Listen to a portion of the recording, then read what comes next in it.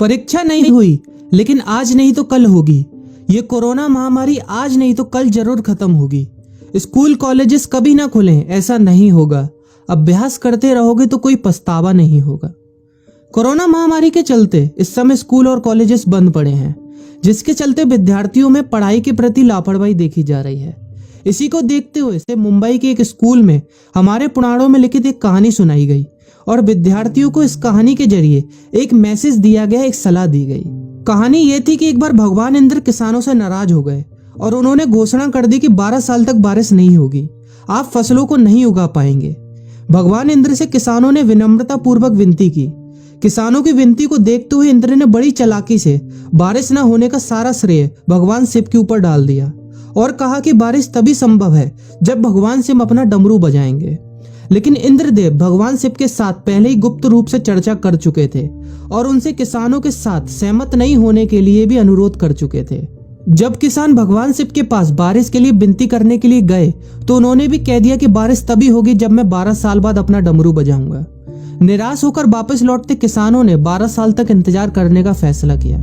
लेकिन उनमें से एक किसान वापस लौटकर नियमित रूप से अपना काम कर रहा था, खेती कर रहा था, यहाँ तक कि बीज भी बो रहा था। अन्य किसानों ने यह देखकर उस किसान का मजाक उड़ाना चालू कर दिया। कुछ किसानों ने उससे पूछा भी कि आप अपना समय और ऊर्जा क्यों बर्बाद कर रहे हैं, जबकि आप जानते हैं कि 12 साल तक बारिश नहीं होने वाली। उस किसान ने जवाब दिया कि मुझे पता है कि बारिश के बिना मेरी फसल नहीं आएगी, लेकिन मैं ये सब केवल अभ्यास के रूप में कर रहा हूँ। 12 साल बाद मैं फसलों को उगाने और खेतों में काम करने की प्रतिक्रिया को भूल जाऊंगा। शरीर की काम करने की आदत छूट जाएगी और शरीर आलस का शिकार हो जाएगा।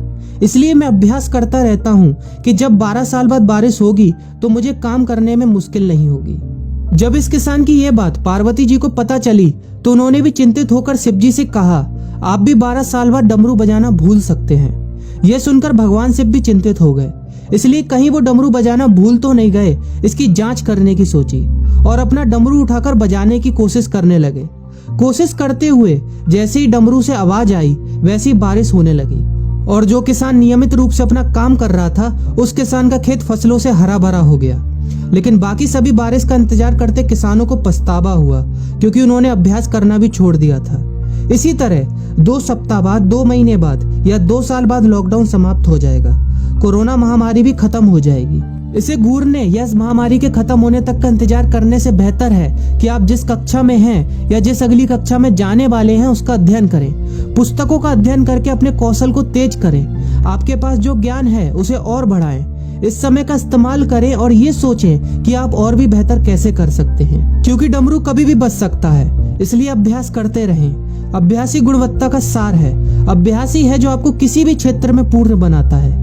अगर आप अपनी पढ़ाई के प्रति लापरवाही छोड़कर अभ्यास करते रहेंगे तो जब काम करने का समय आएगा, जब भी परीक्षा देने का समय आएगा, तो आप हर चुनौती और अपने हर क्वेश्चन का जवाब देने के लिए तैयार रहेंगे।